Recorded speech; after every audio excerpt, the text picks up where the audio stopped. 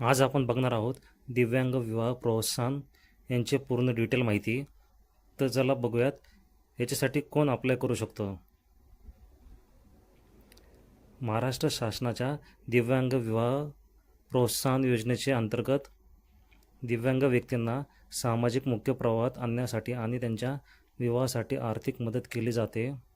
डिसेंबर 2025च्या शासन निर्णयानुसार GR या योजनेत मोठी वाढ करण्यात आली आहे.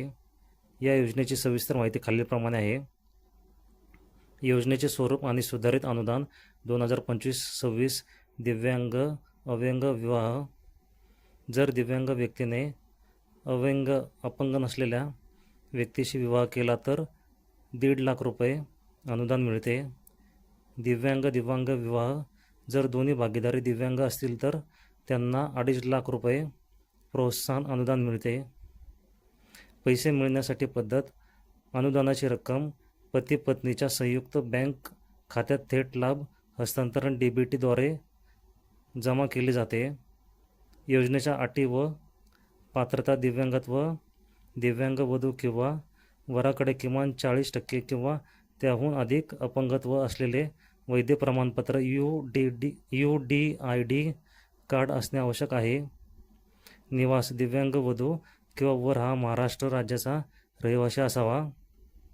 विवाह हे दाम्पत्याचे पहिले लग्न असावे. पुनर्विवाहासाठी काही अटी असू शकतात. वयोमर्यादा: वधूचे वय 18 वर्षापेक्षा जास्त, वराचे 21 वर्षापेक्षा जास्त असावे. मुदत ठेवीची अट: अर्ज मंजूर झाल्याच्या नंतर अनुदानाच्या 50% रक्कम दाम्पत्याला 5 वर्षासाठी मुदत ठेवीत म्हणजेच FDमध्ये ठेवणे बंधनकारक आहे.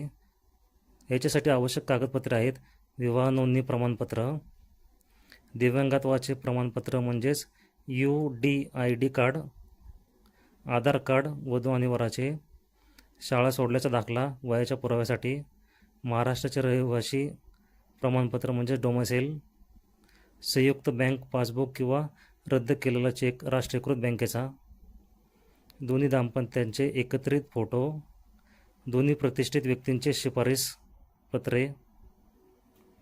अर्ज करण्याची प्रक्रिया: अर्ज ऑफलाईन स्वरूपात करावयाचा असतो. अर्जदार आवश्यक कागदपत्रासह संबंधित जिल्हास्तरीय दिव्यांग सक्षमीकरण अधिकारी जिल्हा परिषद यांच्या कार्यालयात अर्ज सादर करू शकतात.